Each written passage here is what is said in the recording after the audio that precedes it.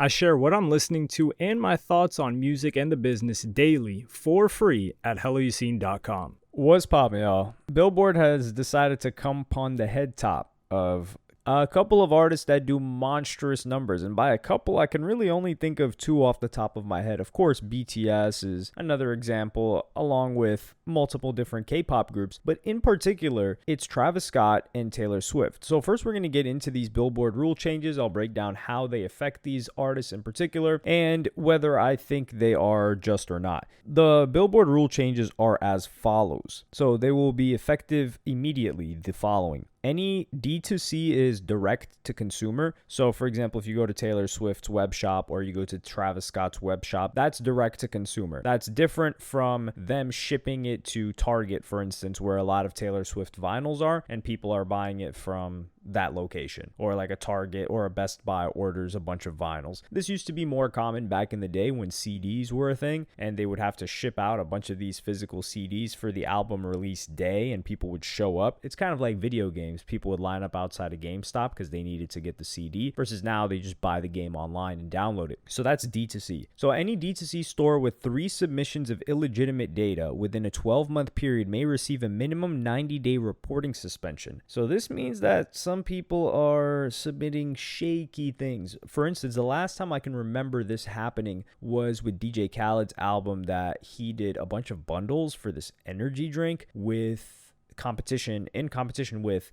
Tyler, the Creator's album. That's where the whole Mysterious album situation came from. And this wasn't I don't believe this was D2C, but misreporting is something that happens frequently. And for them to get penalized for it, I'm all in favor of that. Now, physical shipments, which fall outside of established sales trends, will require the reporting store to provide enhanced tracking status, along with other info such as geolocation data and if a VPN was used to make the purchase. The reason for this being is Billboard tracks the sales in the United States. Now they have, I think, like a Canada Billboard chart, but the Billboard chart that most of us are paying attention to is for the United States. We're following US artists. Well, what happens is maybe Mexico, maybe Canada, maybe the UK, maybe Australia, fans want to buy this stuff, so they'll use a VPN, or perhaps the team of the artist will use a VPN to buy a lot more units, and then they'll ship them overseas, and it'll look like, or they'll ship them to random warehouses sometimes. I think this happened with the French Montana album that released last year. People were like, yo,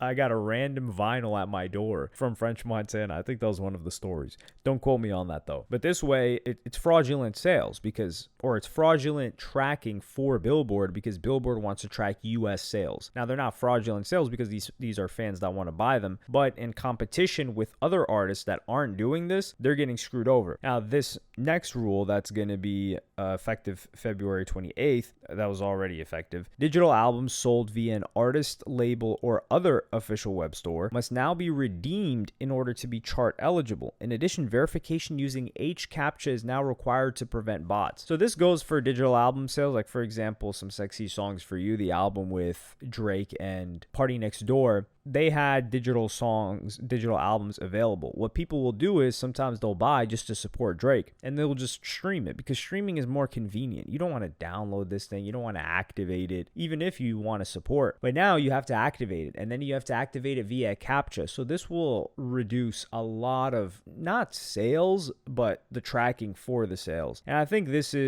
I'm a bit iffy on this change. It's justifiable from Billboard's end, and the artist still benefits because they're still making the money. But I think it's fair. The artist is making the money, but the sale isn't really counting overall for their numbers, which is what they care about. And then another change on April 4th, only 4 digital exclusive versions will be allowed for the life of an album, includes deluxe versions. Digital exclusive versions cannot be put up for sale during the middle of the first week, either need to be available for pre-order or held for a later week of release. I believe this is something that we saw Yeet do, where they add like 4 extra songs towards the latter end of the week to get a bunch of sales to drive the numbers up so that they can report that the album sold X amount. Minimum price for all exclusive digital albums has been raised to $7.99. Minimum price of albums increasing at all retailers. $7.99 for a CD, $7.99 for a cassette, and $15.99 for a vinyl. Now, some people are upset about this because they're saying, hey, Billboard's screwing the consumer because now the consumer has to pay an extra tag for these products. And I can agree with them there. But when it comes to digital albums,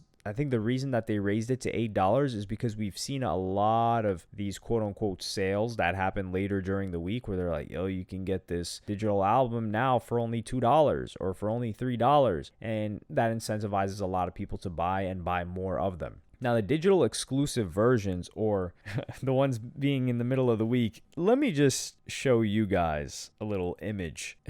This should have you guys dying. This is coming after Taylor Swift, because after she did, 2 million first week with a disgusting level of pure sales, just take a look. This is for the album. TTPD is the Tortured Poets Department, and this was the number of digital versions of that. And the tweeter said, to put into perspective why Billboard changed the rules, these are just the digital versions of the Tortured Poets Department. Whole album built on fraud. That was the Grammy-nominated album by Taylor Swift recently. It's the one that broke all of these records. And look at this. This is disgusting. You've got the standard album, Anthology, Standard and the Black Dog voice memo, Standard and Who's Afraid of Little Old Me, Standard and this voice memo, Standard and Daddy I Love. So you've got 25, 30 different digital versions that each have their own little exclusive. And Taylor Swift has built herself such a cult fan base that fans want to collect everything Taylor Swift. So they will buy all of this. So now one individual is subject to buy 30 units of something Taylor Swift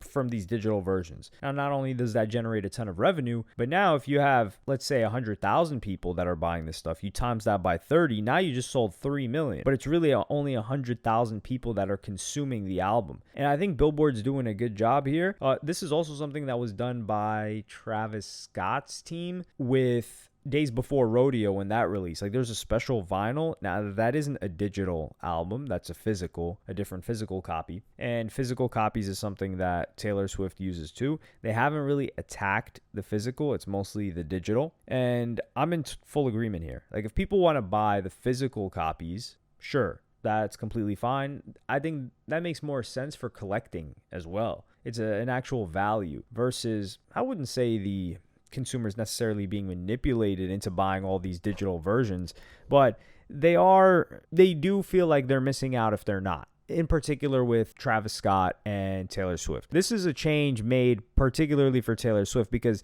Travis Scott has always been a product guy. They're not really buying digital albums of Travis Scott. And by they, I mean me, because I bought the Days Before Rodeo vinyl, but that was such a pivotal point in my life when Days Before Rodeo came out. I just love the album, or mixtape, whatever you want to call it. And getting an exclusive version of it, that was cool to me. So I copped it. I even got the Vultures vinyl as well. And I don't really collect vinyl. I think those are the only two vinyls that I have, Vultures and Days Before Rodeo. So these changes are good, but the thing is, it's a constant cat and mouse game that Billboard is playing with people like Travis Scott and Taylor Swift and other acts that use not loopholes, but they use the rules to their advantage. I look at it kind of like tax and accounting, right? That's what these guys are going through. There will always be incentives or things that can be exploited within the tax code for someone to reduce their tax burden. Now, are they wrong for reducing their tax burden? Absolutely not. You'd be a moron to just hand over money when